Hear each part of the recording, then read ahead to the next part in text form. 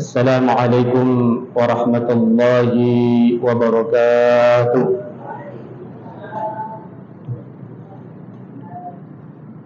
Alhamdulillahi rabbil alamin, wal 'aqibatu lil muttaqin, wala 'udwana illa 'alal zalimin.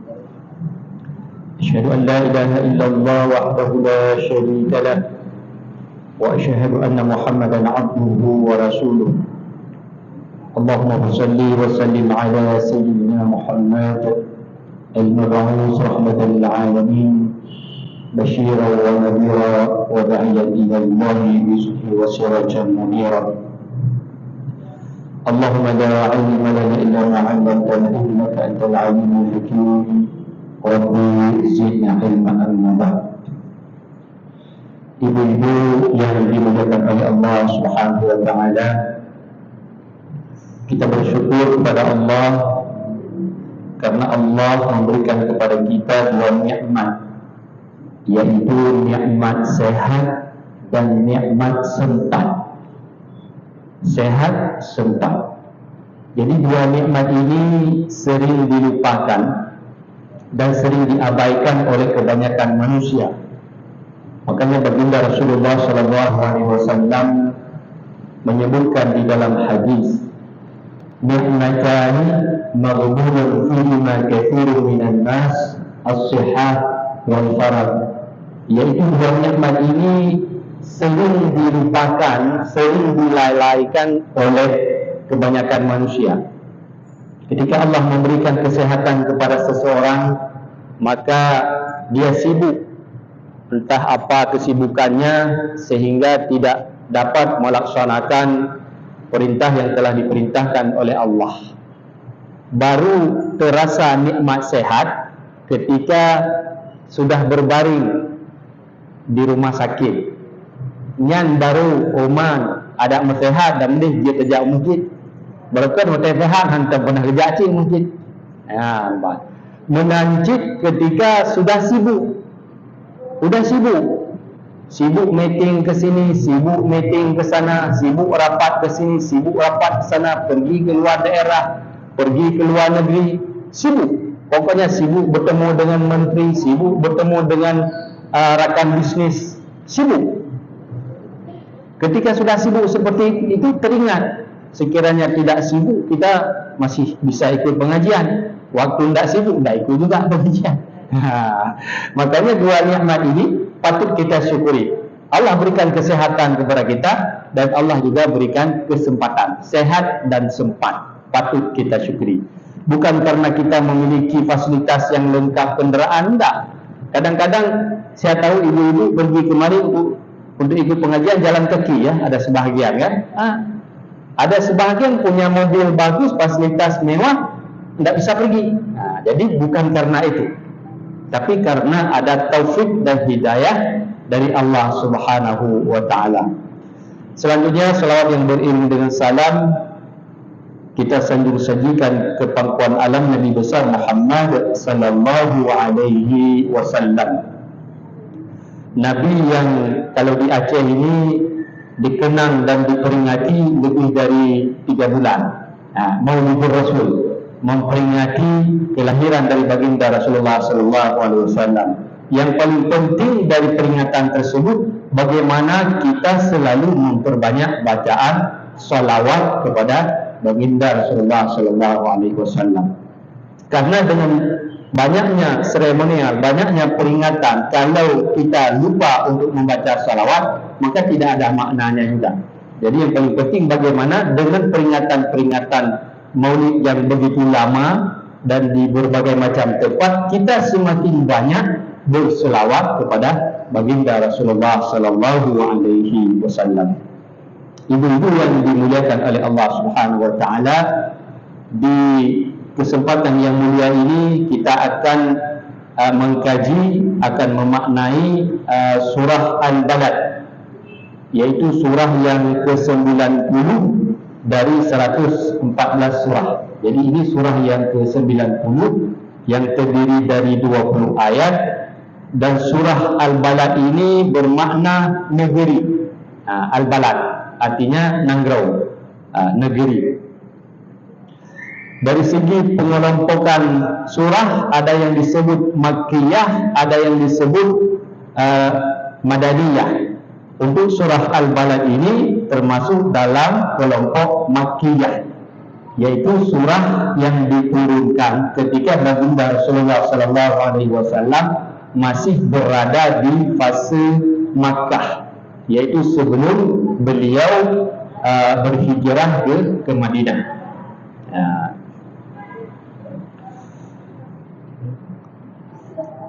Baik,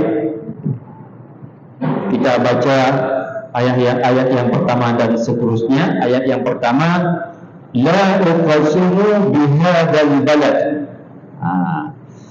Jadi kata Allah di dalam surah Al-Balad ini, aku bersumpah dengan negeri ini. Jadi di dalam ayat Al-Quran, Allah banyak sekali bersumpah. Bersumpah dengan masa, dengan waktu. Bersumpah dengan waktu duha, waktu malam. Kemudian Allah juga bersumpah dengan matahari. Jadi banyak di dalam Al-Quran ini Allah bersumpah. Di sini Allah bersumpah dengan balad. La uqsimu bihadzal balad. Aku bersumpah dengan negeri ini, yaitu Allah bersumpah dengan negeri Mekah. Jadi negeri Mekah ini termasuk negeri yang mulia. Kenapa Mekah ini mulia? Karena di Mekah itu ada Ka'bah. Ka'bah itu merupakan kiblatnya umat Islam sedunia. Jadi Ka'bah itu bukan hanya kiblatnya orang Arab, tetapi kita juga termasuk di dalam kategori kiblat kita ini juga tertuju ke Ka'bah yang ada di Mekah. Jadi kenapa Allah harus bersumpah dengan Mekah ini? Karena ketika kaum Quraisy waktu itu, mereka beranggapan bahwa Nabi Muhammad ini tidak layak, tidak patut adanya di Mekah. Ini adalah untuk penguatan kepada baginda Rasulullah SAW, dan kota Mekah tersebut ataupun negeri Mekah tersebut merupakan negerinya umat Islam. Maka pada tahun ke-8 Hijriah, kota Mekah itu ditaklukkan, yang kita kenal dengan Fathu Makkah, yaitu penaklukan kota Makkah. Baik, kemudian di ayat yang kedua, wa anta hillum bihadzal balad, dan engkau wahai Muhammad bertempat di negeri Mekah ini. Artinya engkau hillum, bertempat tinggal di Mekah ini, dan halal engkau bertinggal ataupun bertempat tinggal di Mekah. Ketika orang kafir Quraisy ketika itu beranggapan bahwa Nabi Muhammad SAW itu haram menurut mereka untuk beliau tinggal, makanya diusir. Nabi Muhammad diusir dari Mekah sehingga beliau menuju ke Madinah yang dikenal dengan peristiwa hijrah. Jadi ketika itu dikenal dengan peristiwa hijrah. Jadi wa anta hillun bihadzal balad, engkau wahai Muhammad bertempat di negeri Mekah ini. Jadi sebelum kaum Quraisy ini mengusir Nabi Muhammad, Allah sudah menegaskan bahwa Nabi Muhammad itu bertempat tinggal di Mekah. Walaupun beliau berhijrah dari Mekah menuju ke Madinah, tapi pada akhirnya kota Mekah itu akan kembali ditaklukkan, yaitu pada tahun yang ke-8 dari hijrahnya Nabi dari Mekah menuju ke Madinah. Baik, tidak hanya itu, bahwa wawalidin wa ma walad, dan demi pertalian bapak dan anaknya. Wawalidin ini termasuk bapak dan termasuk dalam kategori Nabi Adam. Sementara wa ma walad itu termasuk juga dalam pertalian hubungan itu Nabi Ibrahim. Kalau dari segi Nabi, berarti kalau dari segi wawalid tadi dan demi bapa artinya Nabi Adam, kemudian wama walad dan demi anak, dan termasuk di dalam kategori ini Nabi Ibrahim. Dan termasuk juga ada yang menafsirkan wawalidin wama walad, termasuk juga ada orang yang punya keturunan, dan termasuk juga di dalamnya orang yang tidak punya keturunan. Ini termasuk dalam kategori ayat yang ketiga ini. Jadi kembali kepada Allah bersumpah. Bersumpah di sini demi ayah dan demi anak. Artinya semua keturunan dari Nabi Adam itu juga nanti berkedudukan di Makkah. Makanya ketika dipertemukan antara Adam dan Hawa, itu di mana dipertemukan? Di mana? Di Jabal Rahmah. Di mana Jabal Rahmah tersebut? Di Arab. Di Jabal Rahmah adanya di Arafah. Makanya dikenal dengan Arafah. Arafah itulah pertemuannya Adam dan Hawa setelah mereka dipisahkan karena melakukan pelanggaran, sehingga Allah menurunkan Adam dan Hawa ke dunia dan mereka ini berpisah. Dan dipertemukan di Jabal Rahmah, adanya di Arafah. Itu di mana? Di kota Makkah. Makanya ketika di sini disebut wawalidin wa ma walad, jadi termasuk juga Nabi Adam dan termasuk juga keturunan dari Nabi Adam itu bertempat tinggal juga di Mekah. Jadi mereka ini halal, maksudnya dibenarkan untuk tinggal di Mekah. Kemudian di ayat berikutnya, ayat yang keempat, laqad khalaqnal insana fi kabad. Sungguh kami telah menciptakan manusia berada dalam susah payah. Ketika proses awal penciptaan manusia ini berada di fase-fase yang susah sebetulnya. Secara logika akal sehat kadang-kadang tidak mungkin dan tidak sanggup.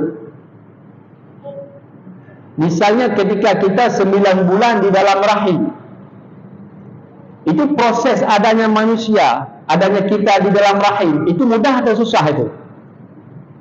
Susah.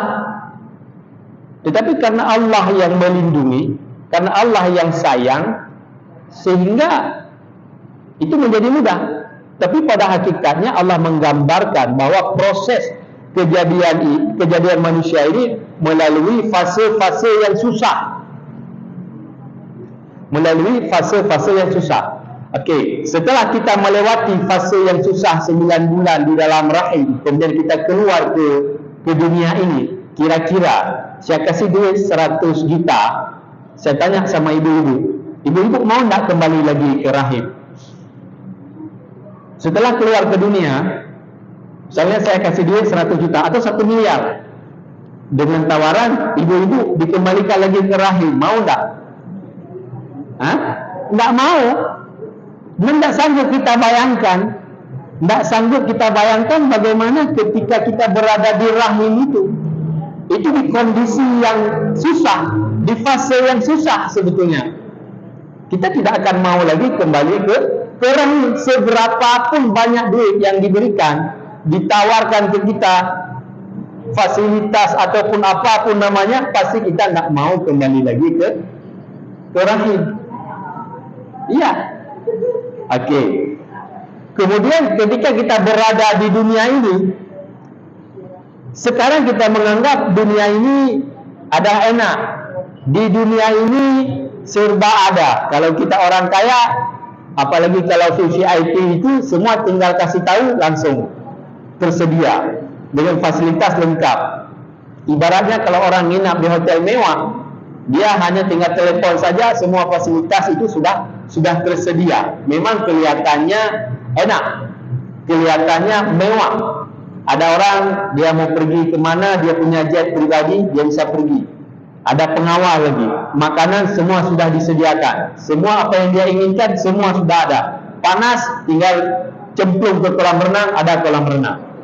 Nah, tetapi ketika kita sudah meninggal, coba lihat, ketika kita sudah meninggal dan ternyata kita di dunia ini kita mengamalkan dengan amalan yang sangat luar biasa, sehingga amalan kita diterima oleh Allah dan diberikan surga dengan kenikmatan yang sangat luar biasa. Kira-kira ketika kita di alam barzakh, raudhah min riyadil jannah ataupun raudhah min riyadil jinan, surga itu ibarat kuburan itu ibarat taman surga. Kira-kira ketika kita sudah di alam barzakh dengan fasilitas yang sangat luar biasa ibarat taman-taman surga, kira-kira mau tidak kita kembali lagi ke dunia? Tidak mau. Tidak mau. Kenapa tidak mau? Di dunia itu panas, di dunia itu tidak enak. Dengan catatan kalau orang amalannya diterima. Pada saat dia hidup, dia beramal. Tapi kalau pada saat dia hidup, dia tidak beramal, dia kepengen kembali. Paling kurang ingin kembali untuk bersedekah. Fa asaddaqa wa akum minas salihin. Saya ingin bersedekah. Laula akhartani. Laula akhartani. Kenapa aku kalau diberi kesempatan untuk kembali, saya akan bersedekah. Tapi itu tidak mungkin dan tidak akan pernah terjadi. Tapi bagi orang yang mendapat keampunan, dia mendapat rahmat, dia menduduki taman-taman surga di alam barzakh, pastinya tidak akan mau kembali lagi ke alam dunia ini. Tetapi fase dan prosesnya yang ingin diceritakan di sini, bahwa melalui proses yang tidak mudah, melalui fase yang tidak mudah. Kenapa Allah menggambarkan di ayat yang keempat ini, laqad khalaqnal insana fi kabad, bahwa manusia ini, kami telah menciptakan manusia berada dalam susah payah. Ini untuk menghibur baginda Rasulullah sallallahu alaihi wasallam. Allah ingin menghibur Nabi.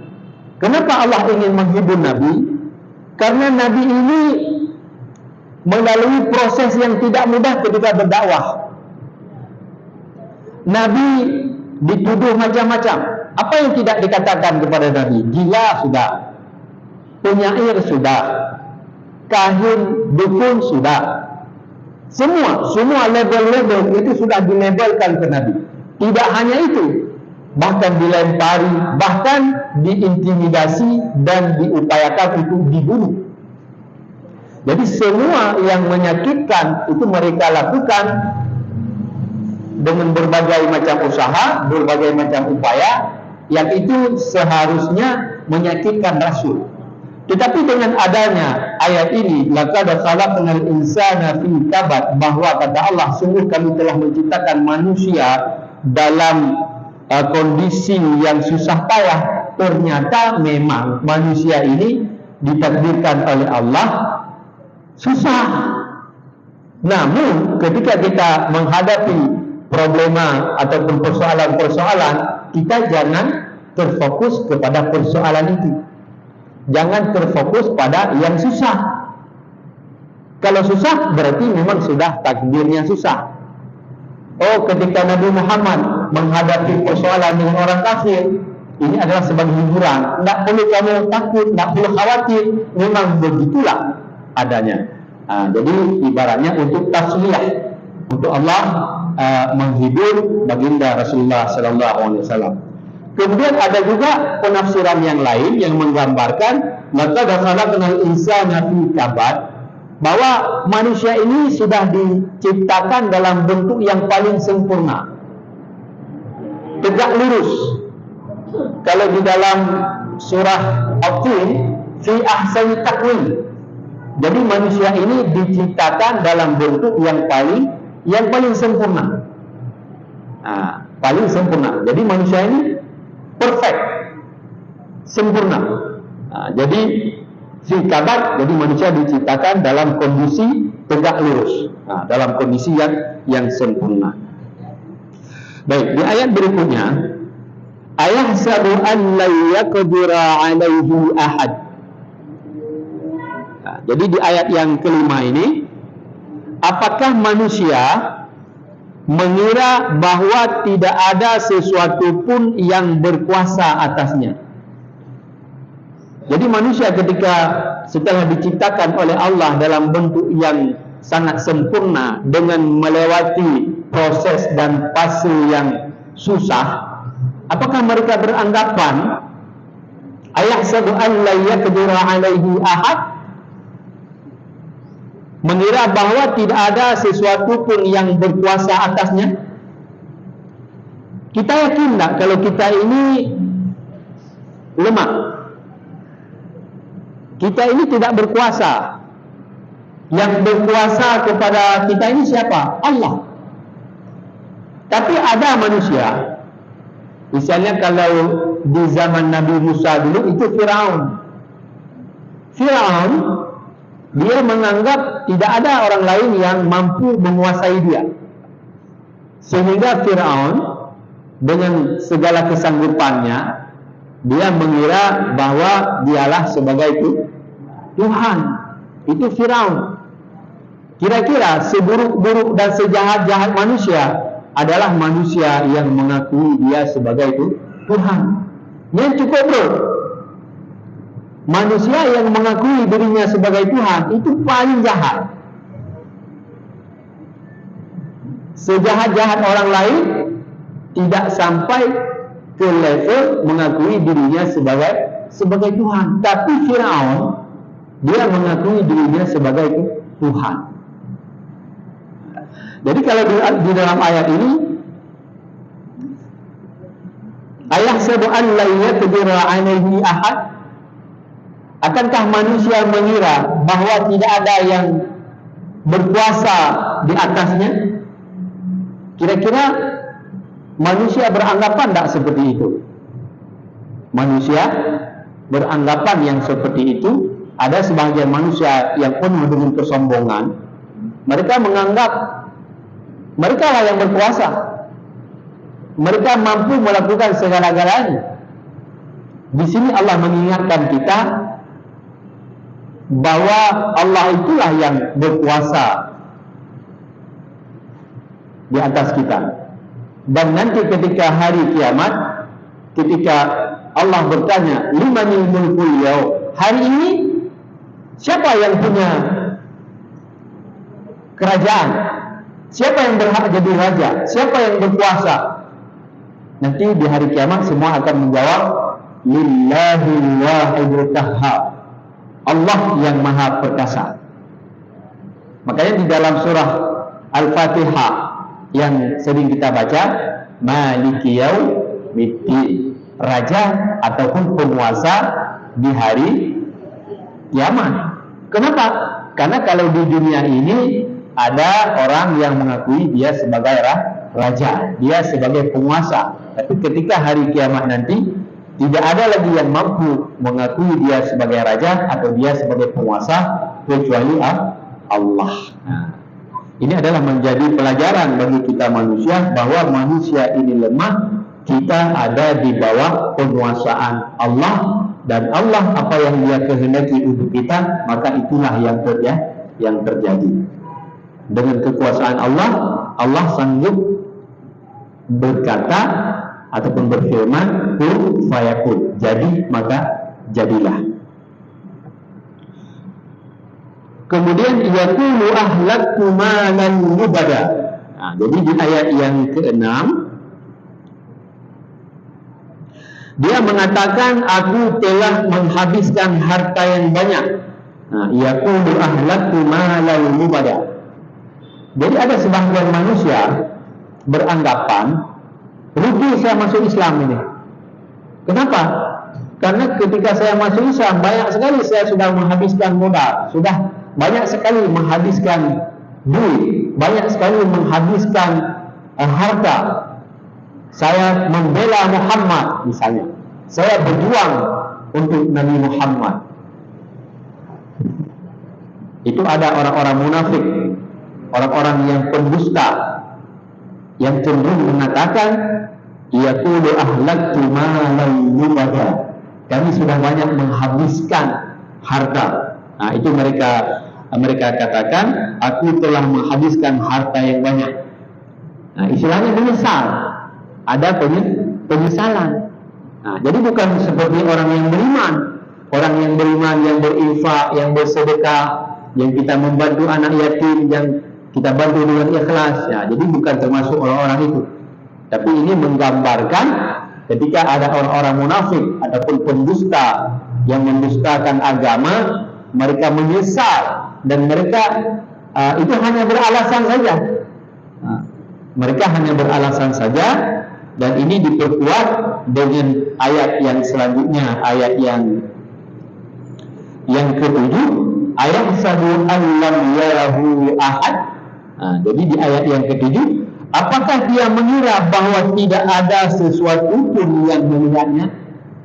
Mereka beranggapan ketika mereka mengatakan kami sudah menghabiskan banyak harta, banyak duit untuk membela agama Nabi Muhammad, apakah dari yang mereka katakan ini tidak ada yang tahu?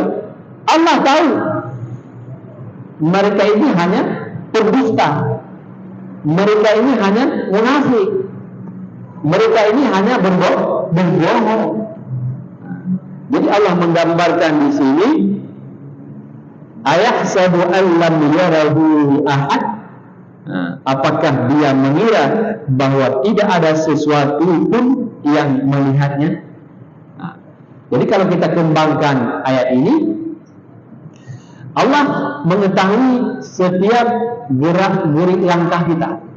Jadi apapun yang kita kerjakan, itu Allah maha tahu. Ma yalfadhu min qawlin illa wa ladayhi raqibun atid. Bahkan apapun yang kita ucapkan, apapun yang kita rahasiakan, apapun yang sedang kita rencanakan, maka kita ini selalu ada malaikat raqib dan atid yang mencatat kebaikan dan mencatat kejahatan. Kalau misalnya kebaikan, kita hanya berniat untuk melakukan kebaikan, sebatas kita berniat melakukan kebaikan, itu kita sudah dapat pahala. Baru kita niat, belum kita lakukan. Makanya ibu-ibu harus banyak niat untuk melakukan kebaikan, walaupun belum dilakukan. Kapanpun, dalam kondisi apapun, kita berniat untuk melakukan kebaikan, walaupun nanti belum kita lakukan, ataupun tidak sanggup kita lakukan, ataupun tidak sempat kita lakukan. Tapi dengan kita berniat melakukan kebaikan, maka otomatis malaikat mencatat itu sebagai satu kebaikan. Begitu kita melakukannya, maka ditambahkan lagi pahalanya, dilipat gandakan lagi pahalanya. Makanya banyak-banyak berniat untuk melakukan kebaikan. Misalnya nanti berniat sepulang dari pengajian, saya mau bantu suami, mau pijat suami misalnya. Berniat. Tapi sampai di rumah tidak sempat melakukan karena sibuk masak atau sibuk dengan hal-hal yang lain. Tapi sudah berniat. Ataupun berniat nanti kalau saya pulang ke rumah, saya mau bantu orang, saya mau menolong si fulan, ataupun saya mau menjenguk si fulan. Kita sudah berniat dengan niat kebaikan, itu langsung dicatat, ditulis oleh malaikat, dan kita dapat pahala. Kita lakukan, dilipat gandakan. Tetapi kalau kejahatan, misalnya kita sudah merencanakan untuk mencelakakan seseorang, itu tidak ditulis. Niat jahat tidak langsung ditulis. Jadi niat jahat, kan banyak orang berniat untuk melakukan kejahatan. Makanya waspadalah ya, waspadalah. Bukan karena ada niat pelaku, tetapi karena ada kesempatan. Waspadalah. Tapi niat untuk kejahatan tidak langsung ditulis oleh malaikat kecuali kalau kejahatan itu dilakukan. Begitu dilakukan, maka dia dapat satu kejahatan. Maksudnya tidak dilipat gandakan. Kalau kebaikan tadi, pertama kita niat dapat pahala. Begitu kita lakukan, ditambah, dilipat ganda. Tapi kalau kejahatan, pertama kita niat, tidak ditulis, begitu dilakukan, hanya ditulis satu. Tapi bukan berarti juga, oh dia menang, kita melakukan kejahatan. Bukan begitu maknanya. Yang ingin kita sampaikan, begitu rahmahnya Allah kepada kita, begitu sayangnya Allah kepada kita. Allah Maha Baik. Allah Maha Baik. Allah Maha Ghafur. Allah cukup sayang kepada kita. Bagaimana kira-kira sayangnya Allah kepada kita? Sebanyak apapun dosa yang kita lakukan, kita sebagai manusia, tiba-tiba kita taubat nasuha. Jadi semua kesalahan yang pernah dilakukan oleh anak Adam ini, oleh manusia ini, diampunkan oleh Allah. Semua kejahatan diampunkan oleh Allah. Makanya Allah itu tidak ada sifatnya penghendar bagi Allah. Allah Maha Baik. Selalu Allah mengoffer kepada kita, menawarkan keampunan, kemaafan kepada kita. Dan dahsyatnya Allah, setiap perbuatan kebaikan yang kita lakukan itu menggugurkan dosa. Jadi semua kebaikan yang kita lakukan itu penyebab gugurnya dosa. Kita beristighfar, maka ada dosa yang digugurkan oleh Allah. Kemudian tadi ibu-ibu misalnya setelah berwudu di rumah, kemudian pergi ke masjid, langkah yang pertama itu diampunkan dosa, langkah yang kedua diangkat derajat. Jadi Allah Maha Baik, diampunkan dosa kita. Kemudian begitu juga setelah salat, kita ikut pengajian, artinya setelah salat kita menunggu. Dengan kita isi yang baik-baik seperti ini juga termasuk akan menggugurkan dosa. Ada dosa yang dihapuskan oleh Allah. Dan ketika kita ikut pengajian yang sedemikian rupa ini ada malaikat yang ikut bersama. Malaikat juga mendoakan, Allahumma ghfir lahu, Allahumma rahamhu. Apa doa malaikat kepada kita? Ya Allah, ampunkanlah dosanya. Jadi ibu-ibu itu didoakan oleh malaikat, didoakan keampunan. Allahumma ghfir lahu, Allahumma rahamhu. Ya Allah, rahmatilah. Rahmatilah dia. Artinya rahmatilah ibu-ibu yang ikut pengajian di Masjid Oman Lapri ini. Didoakan. Maka semakin banyak ibu-ibu yang ikut, maka akan semakin banyak doanya yang didoakan oleh malaikat kepada kita. Jadi jangan ibu-ibu beranggapan begini, alah, tidak ada makna kita ikut pengajian. Baik kita di rumah saja, kita dengar ceramah Ustaz Abdul Somad melalui YouTube misalnya. Dengar ceramah Ustaz Abdul Somad, baiklah lain tak dua Ustaz Abdul Somad. Ya, pertama ingin dengar ceramah. Hanya kalau tujuan lain tak dua ceramah Ustaz Abdul Somad. Tapi kalau ibu-ibu hadir datang ikut pengajian yang sedemikian rupa ini, apalagi kita berkumpul di rumah Allah di masjid, itu banyak kali berkahnya. Nazalat alaihim sakinah, Allah turunkan ketenangan. Ada tak ketenangan ketika ibu-ibu ikut pengajian ini? Ada. Kalau misalnya tidak tenang ketika ikut pengajian, itu ada masalah itu. Ibarat ikan, ketika kita masukkan dalam air, dia merasa tidak nyaman di air. Tandanya apa? Ikan itu tidak lama lagi akan mati. Masa ikan tidak betah dengan air? Kalau ikan tidak betah dengan air, alamatnya apa? Berarti ikan itu tidak lama lagi dia hidupnya. Misalnya kita ambil ikan, kita masukkan dia ke dalam air, dia tidak mau dalam air, itu tandanya mau mati. Begitu juga manusia, kalau tidak betah ikut pengajian, tidak betah tausiah, tidak betah mengaji, tandanya apa? Mau mati. Itu tandanya mau mati. Makanya nazalat alaihimus sakinah, tenang. Kenapa tenang? Memang alamnya kita ini, alamnya ketika kita dengar tafsir, bacaan Al-Quran dengan hadis, tenang kita. Berarti ibarat ikan kembali ke air. Nazalat alaihimus sakinah wa ghasyiyatuhumur rahmah.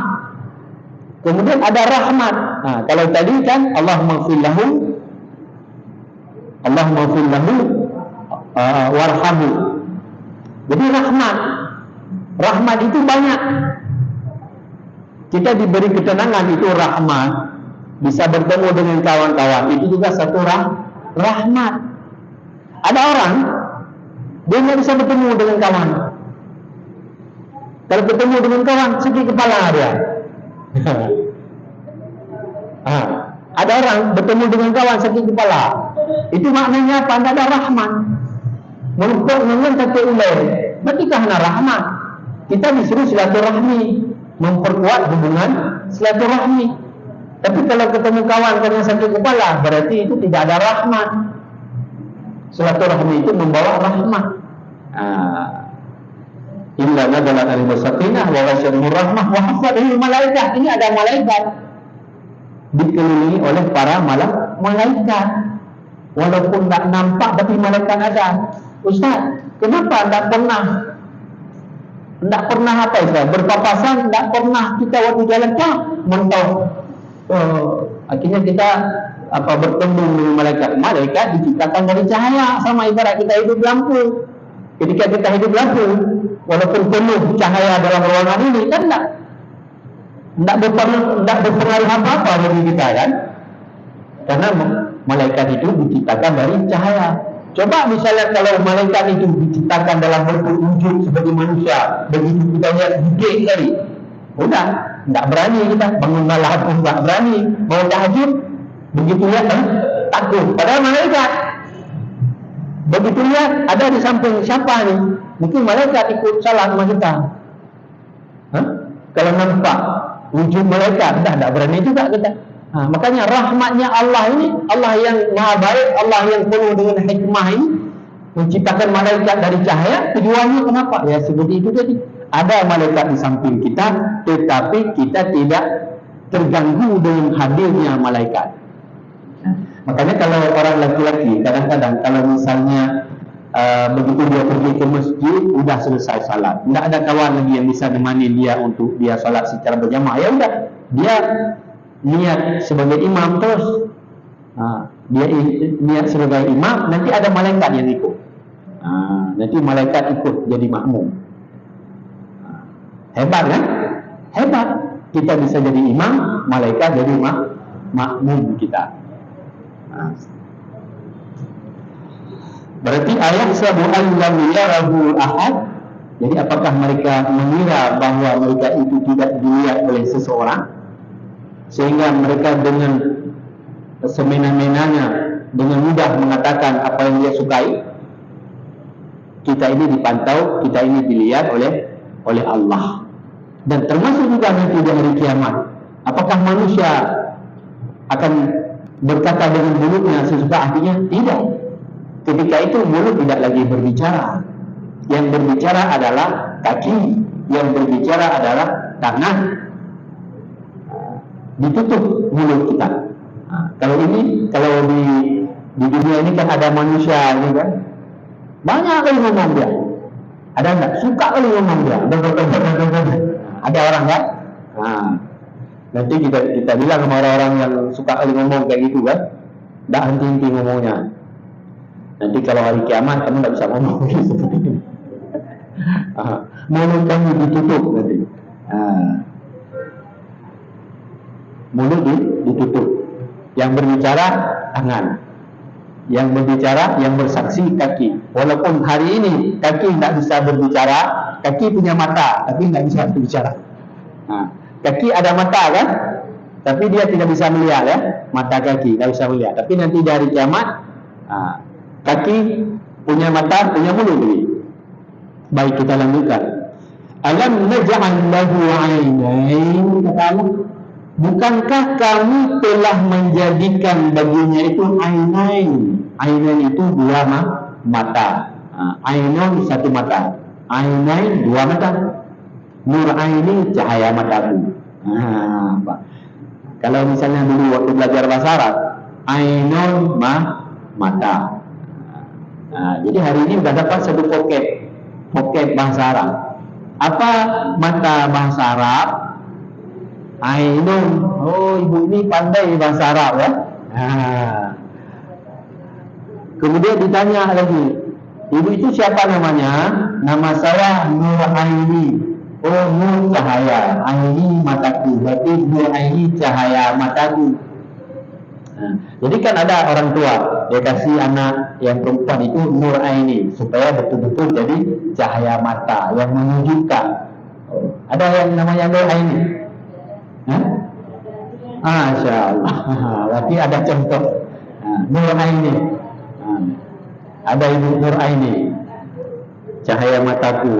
Jadi tidak rugi saya kasih contoh. Ada orangnya, langsung ada orangnya. Jadi kata Allah, alam naj'al lahu 'ainain, bukankah mereka itu sudah diciptakan baginya itu dua mata. Jadi ketika Allah menggambarkan manusia ini telah diciptakan dua mata, jadi supaya kita bisa melihat ciptaan Allah dan supaya kita ini bisa mensyukuri nikmat yang telah Allah berikan. Begitu kita melihat langit tanpa tiang, begitu hebatnya Allah ini yang telah menciptakan langit tanpa tiang. Kita buat masjid aja ini tak berapa puluh tiang. Kita ini susah buat bangunan kalau tanpa tiang. Kemudian begitu kita lihat pohon dengan daunnya yang hijau, kemudian nanti pohon itu berbuah, kemudian ada yang gugur ketika ditiup sama angin. Ketika kita melihat itu betapa maha dahsyatnya Allah. Kemudian Allah juga mengingatkan kita, "A'antum tazra'unahu am nahnu zari'un?" Apakah engkau yang menumbuhkannya ataupun kami yang menumbuhkannya? Jangan pula kita menganggap ketika kita pergi ke sawah nanam bercocok tanam itu dah langsung tumbuh, dah langsung hidup, belum tentu. Diingatkan, "A'antum tazra'unahu am nahnu zari'un?" Apakah kalian yang menumbuhkannya ataupun kami? Makanya kan ada kita kadang-kadang tanam pohon mangga di samping rumah, ataupun tanam bunga lah kalau ibu-ibu ya. Ibu-ibu tanam bunga. Kenapa ini tak hidup di bunga yang saya tanam? Padahal pupuknya bagus. Ini saya beli mahal, katanya ini bagus ini, tapi kenapa tak hidup? Itu masalah tidak, itu bukan urusan manusia sebetulnya. Manusia hanya bisa berusahakan, tetapi yang menjadikan pohon tanaman itu hidup adalah Allah. Maka Allah mengingatkan kita di dalam surah Al-Waqi'ah, "A'antum tazra'unahu am nahnu zari'un?" Apakah kalian yang menjadikan pohon itu tumbuh ataupun kami yang menumbuhkan? Siapa yang menumbuhkan? Allah. Jadi kita punya mata ini untuk kita melihat semua ciptaan Allah. Jadi ketika kita melihat, kita tergambarkan, terfikirkan, subhanaka ya Rabb, maha suci engkau wahai Allah. Kemudian begitu juga selanjutnya, walisanahu wa syafatain, dan kami telah menciptakan kepada kalian itu lisan, yaitu lidah, wa syafatain, dan dua bibir. Dan lidah dan sepasang bibir, artinya dua bibir. Dan kenapa Allah menggambarkan lidah di sini? Karena lidah ini berakibat sangat fatal. Lidah ini berakibat sangat fatal kepada manusia yang lain kalau lidah ini tidak dikontrol, kalau lidah ini tidak dikawal. Makanya di dalam hadis ketika menggambarkan muslim yang sejati, al-muslimu man salimal muslim min lisanihi wa yadihi. Muslim yang sejati itu adalah muslim yang mampu menjamin muslim yang lain. Apanya yang dijamin? Keselamatan muslim yang lain yang diakibatkan oleh min lisanihi wa yadihi, yang diakibatkan oleh lidah. Jadi baru dikategorikan sebagai muslim yang baik, muslim yang sejati kalau lidah kita ini aman orang lain. Tapi kalau lidah kita ini sakit hati orang lain, sakit hatiku. Kenapa? Lidahnya itu. Ada orang yang katakan sakit hatiku ini. Kenapa sakit hati? Lidahnya itu. Mulutnya itu ya. Mulut itu adanya, lidah itu ada di mana? Dalam mulut. Orang yang tidak punya lidah bisa ngomong nggak? Dipotong lidah, bisa ngomong nggak? Nggak bisa ngomong. Makanya digambarkan dengan waisana wa syafatain. Kenapa lidah dan bibir yang digambarkan? Kalau kita tidak ada bibir, bisa ngomong nggak? Coba tutup bibir, coba ngomong. Tutup bibir, coba ngomong. Tutup bibir, bisa ngomong nggak? Coba tutup bibir, nggak bisa ngomong. Itu adalah filosofi lisana wa syafatain. Lidah dan sepasang bibir, sepasang dia.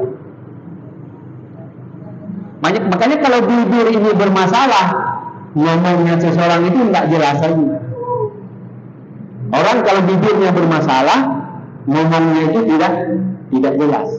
Makanya kalau di dalam bahasa Arab ataupun bahasa Al-Quran ataupun huruf-huruf hijaiyah ini, ada huruf-huruf tertentu yang harus bertemu dua bibir. Misalnya kalau fa, mim. Coba sebut mim, tidak ketemu dua bibir. Coba sebut huruf mim, tidak ketemu dua bibir. Tidak bisa. Makanya wasyafatain, sepasang di bibir. Makanya kalau ibu-ibu kadang-kadang tambah pakai ini lagi untuk menjaga di bibir. Kenapa tidak pakai itu? Kenapa? Sekali-kali kan bisa juga kan? Sekali-kali itu kita pakai di hidung. Kenapa mesti pakai di bibir? Makanya Allah sudah menggambarkan walisana wa syafatain, dua bibir. Jadi bibir perlu dijaga. Bagi ibu-ibu khususnya lagi pakai lipstick lagi dengan berbagai macam merek ya. Kalau tanya sama saya, tidak tahu apa nama mereknya. Tapi ibu-ibu yang tahu. Artinya ketika disebutkan wasyafatain, ketika disebutkan dua bibir itu ada maknanya. Ada maknanya yang sangat dalam di situ ya. Dan lidah dengan bibir ini maka bisa menghasilkan suara, bisa menghasilkan kalimat yang kalimat itu punya makna. Tanpa lidah, tanpa dua bibir, maka tidak bisa kita mengungkapkan kalimat yang memberi makna. Makanya Allah menggambarkan, tidakkah engkau perhatikan bahwa Allah itu telah menciptakan dua mata, kemudian telah menciptakan juga lidah, kemudian wasyafatain. Kemudian tidak hanya itu, wahadainahun najdain.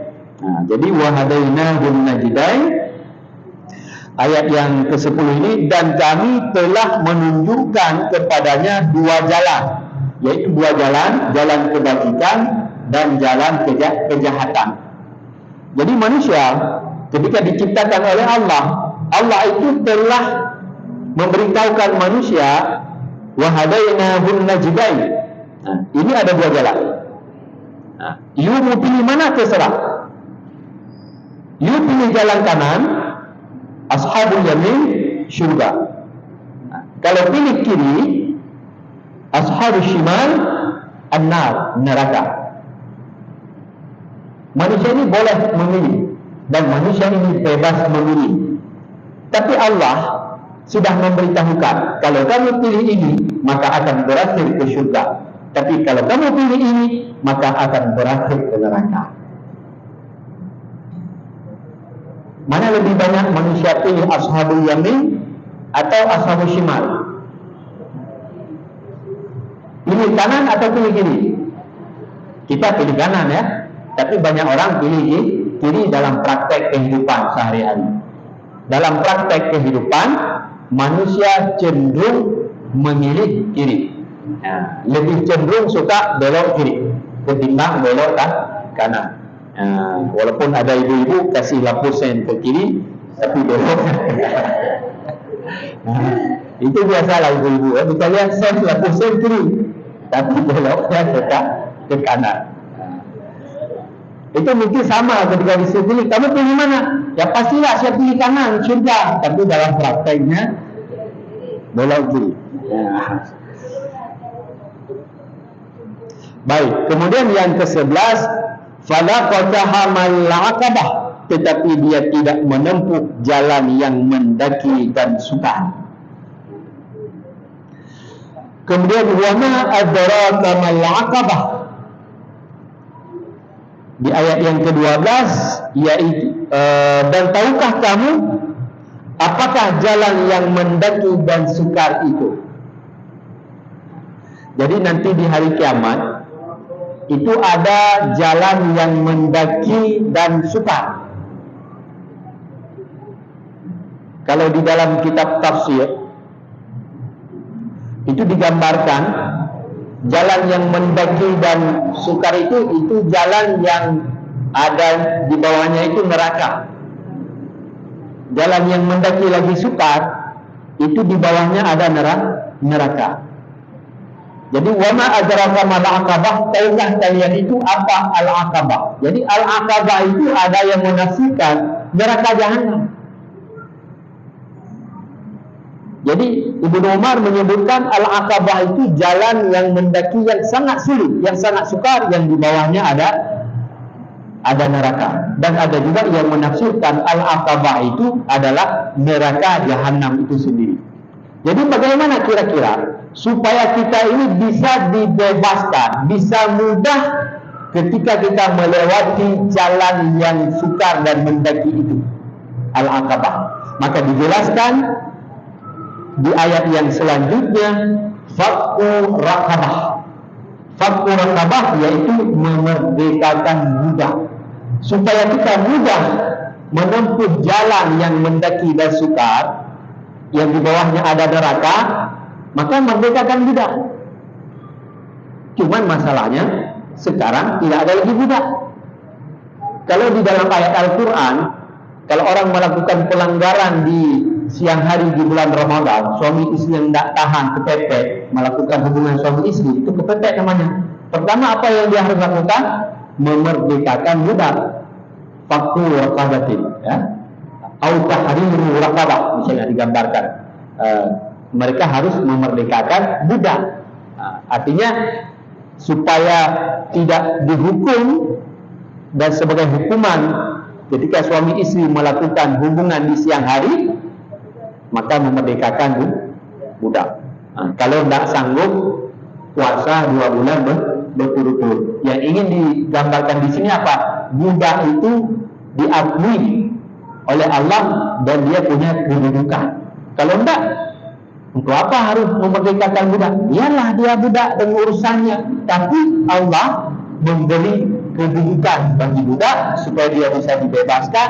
Maka kalau ada orang-orang yang melakukan pelanggaran, bebaskan budak supaya dia merdeka. Oke, kalau budak sudah tidak ada. Oke, kita lanjutkan ayat yang berikutnya. Au it'amun fi yaumin dhi masghaba, ataupun engkau memberi makan pada hari yang kelaparan.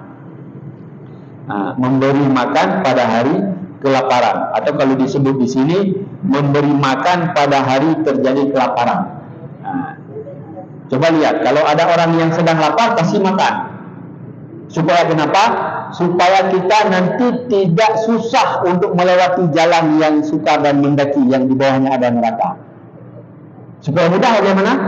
Kasih makan ketika ada orang lapar. Berarti bisa dimaknai dengan ada orang berpuasa. Puasa itu kan identik lapar. Ya udah, kasih juadah berbuka puasa bagi orang yang sedang berpuasa. Oke, contoh lain. Kalau ada orang yang sedang dalam musibah, atau kalau yang waktu dekat kemarin itu di Aceh Tamiang, banjir. Ketika banjir kan semua orang rumahnya itu tenggelam, pastinya nggak tahu mau masak apa. Kayak mana mau masak? Rumah sudah ditenggelamkan sama air. Lapar nggak kira-kira? Lapar. Ya udah. Au it'amun tadi, au it'amun fi yaumin dhi masghaba. Kasih makan kepada orang-orang yang sedang lapar, kasih bantuan kepada orang-orang yang sedang lapar. Maka nanti kita akan dimudahkan oleh Allah ketika hari kiamat. melewati jalan yang mendaki lagi sukar, maka kita dimudahkan. Ataupun ketika ada orang yang memang dia tidak tahu mau makan apa, mungkin juga dia tetangga kita atau siapapun, dia sedang lapar, memang tidak tahu apa yang mau dimasak untuk dimakan, kita kasih sesuatu, kasih beras kayak, supaya kita tidak sukar nanti di hari kiamat. Baik. Yatiman dza maqrabah, ataupun kita membantu anak yatim, yang anak yatim itu dza maqrabah. Anak yatim itu masih punya hubungan kerabat dengan kita. Kalau di sini dimaknai dengan anak yatim yang ada hubungan kerabat. Anak yatim yang ada hubungan kerabat. Ini skala prioritas. Kita punya saudara, dia itu telah meninggal ayahnya. Berarti anaknya menjadi anak yatim. Ketika anaknya menjadi yatim, itu menjadi skala prioritas bagi kita yang masih punya hubungan dengan dia untuk kita bantu. Makanya disebutkan di sini yatiman dza maqrabah. Dan banyak juga ayat-ayat lain yang memperkuat untuk kita punya perhatian dan kita membantu, termasuk juga kita beri sedekah secara skala prioritas kepada kerabat yang punya hubungan dengan kita, yang punya hubungan darah. Kalau di dalam surah An-Nisa ayat yang pertama, wattaqullaha alladzi tasaaluna bihi wal arham. Jadi hubungan silaturahmi. Al-arham itu yang punya hubungan pertalian darah. Kemudian di dalam surah Al-Isra, wa atu dzal qurba haqqahu, tunaikan dzal qurba. Dzal qurba itu apa? Yang punya hubungan kerabat. Kadang-kadang kita punya adik, punya kakak, ataupun paman kita, ataupun makcik kita, ataupun kita punya adik sepupu, saudara yang apa istilahnya, sepupuan. Nasib dia tidak baik, itu menjadi skala prioritas untuk kita perhatikan. Kadang-kadang terbalik, yang orang tak kita kenal, kita perhatikan sangat luar biasa, kita bantu sangat luar biasa. Ada orang yang kita kenal punya hubungan baik lagi, punya hubungan kerabat, tidak diperhatikan. Coba lihat di dalam surah Al-Baqarah ayat 215, ketika Allah menggambarkan yas'alunaka madza yunfiqun. Mereka bertanya kepada Muhammad, apa yang harus mereka infakkan, apa yang harus mereka sedekahkan. Ini sahabat. Maka turunlah, qul ma anfaqtum min khairin falil walidaini wal aqrabin. Katakan wahai Muhammad, apa yang mereka infakkan dari kebaikan, maka yang sedekah itu kan harus yang baik ya. Innallaha thayyibun la yaqbalu illa thayyiban. Allah Maha baik, tidak menerima kecuali yang baik. Peruntukannya untuk kedua orang tua, kemudian walil walidain wal aqrabin, dan seterusnya. Berarti ada skala prioritas. Pertama kepada kedua orang tua, yang kedua kepada kerabat. Jadi jangan pula kita tidak perhatikan kerabat. Dalam hal ini berarti dibenarkan nepotisme. Dalam hal ini dibenarkan untuk perhatian. Makanya di sini kalau sekiranya dia memang anak yatim, yang yatim dia itu punya hubungan dengan kita, itu kita perhatikan menjadi skala prioritas dibandingkan dengan anak yatim yang tidak ada hubungan apa-apa dengan kita.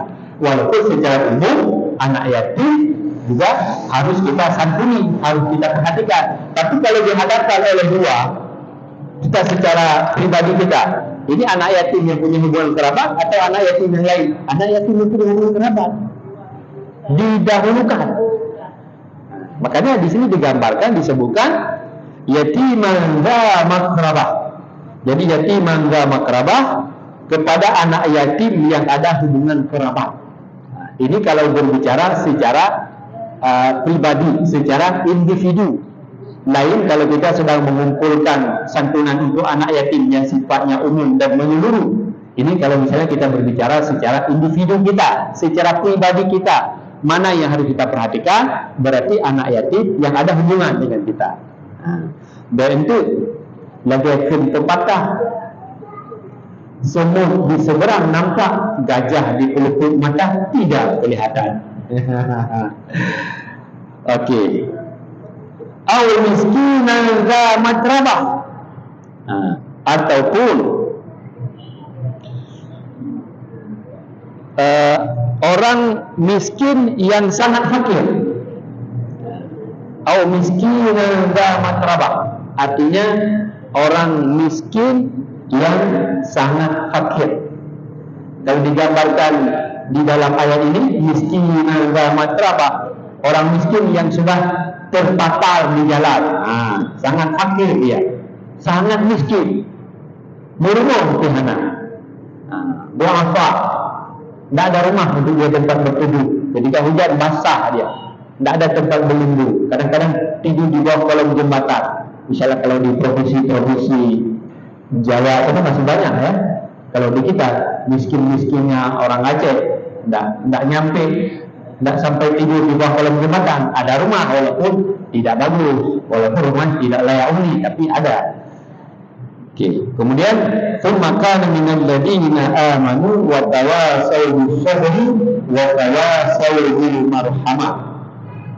Kemudian orang beriman, yang orang beriman ini juga saling memberi nasihat untuk sabar dan memberi nasihat untuk al-marhamah. Al-marhamah sifat kasih sayang. Memberi nasihat untuk sabar dan memberi nasihat untuk kasih sayang. Ini termasuk orang-orang yang akan dimudahkan oleh Allah untuk melalui jalan yang mendaki yang sangat sukar itu nanti di hari kiamat. Karena waktu tidak kita perpanjang lagi penjelasannya ya. Ini tinggal 3 ayat lagi. Ulaika ashabul maimanah. Jadi mereka itulah orang yang beriman, yang saling berpesan. Yang berpesan itu tadi, mereka orang-orang yang beriman dan saling berpesan kepada marhamah tadi adalah golongan kanan. Jadi ulaika ashabul maimanah. Jadi mereka inilah ashabul maimanah, ataupun ashabul yamin. Mereka inilah yang termasuk golongan kanan. Jadi kalau saya tanyakan tadi, kita ingin golongan kanan atau golongan kiri, maka kalau ingin golongan kanan, ya seperti yang sudah disebutkan tadi. Apa yang disebutkan tadi? Merdekakan budak, kasih makan orang yang sedang lapar, bantu anak yatim yang punya hubungan kerabat dengan kita, kemudian bantu juga orang miskin yang sangat miskin. Kemudian kita harus memberi nasihat dengan penuh kesabaran, beri nasihat untuk saling sayang menyayangi. Kalau itu kita lakukan, maka dengan sendirinya kita digolongkan ashabul yamin ataupun ulaika ashabul maimanah.